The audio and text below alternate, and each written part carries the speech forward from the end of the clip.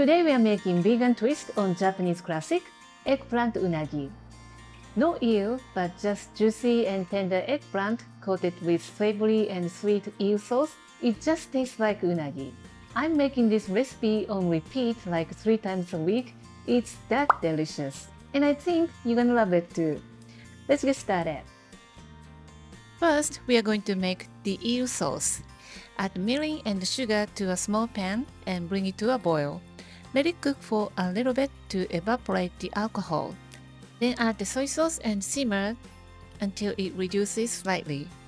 Transfer the sauce to a container and let it cool and keep it in the refrigerator.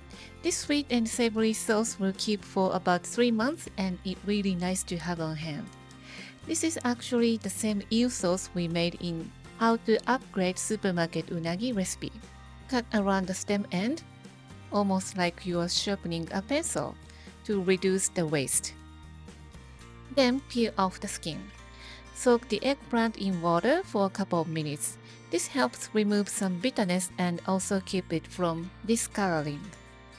Wrap the eggplant in plastic wrap and microwave it for 1 minute at 800 watt.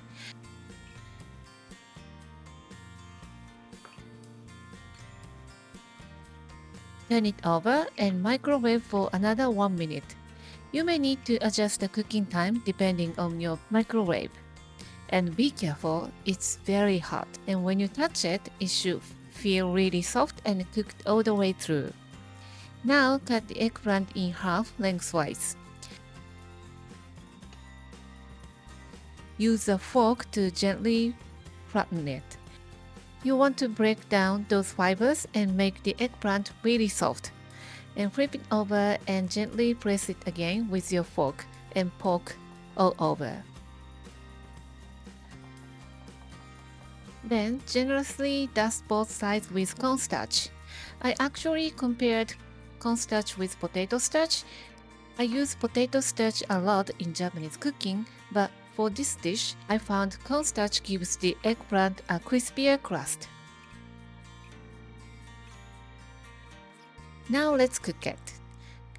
Crush 1 clove of garlic and add it to a frying pan with about 2 tablespoons of vegetable oil.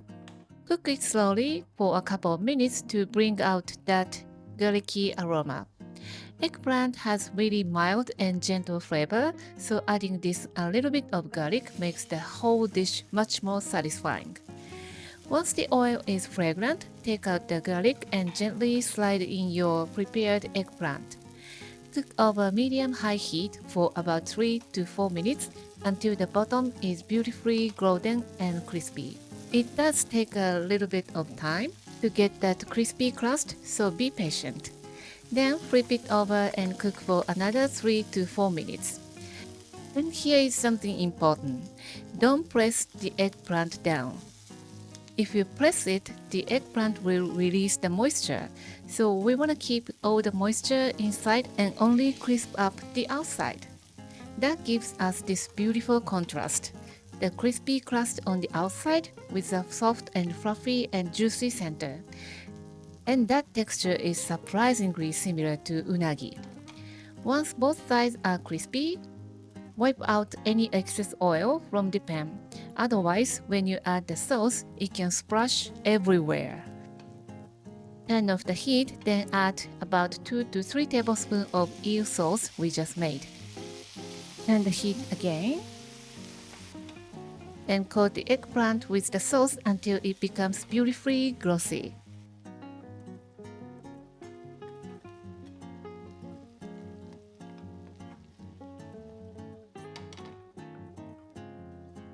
And look at that.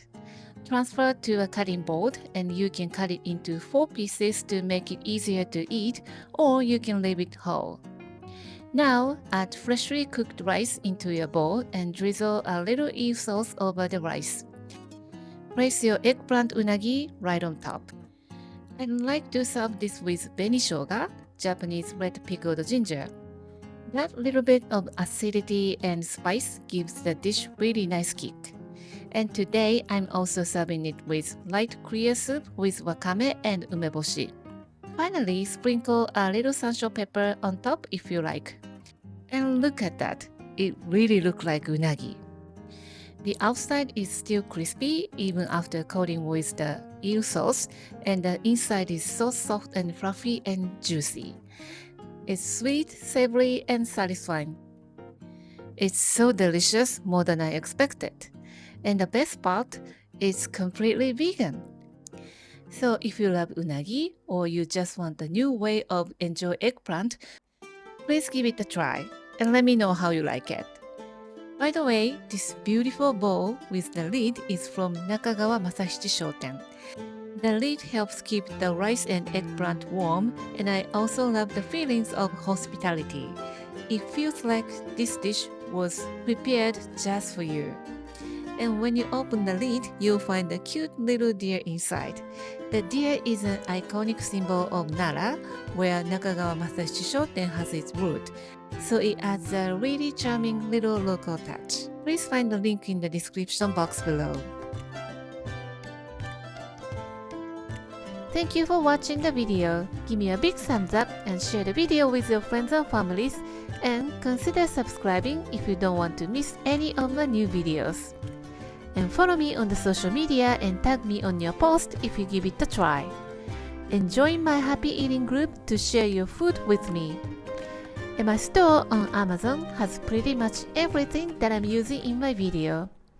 And for more information, visit my website princessbamboo.com. Thanks again, and I will see you soon. Bye!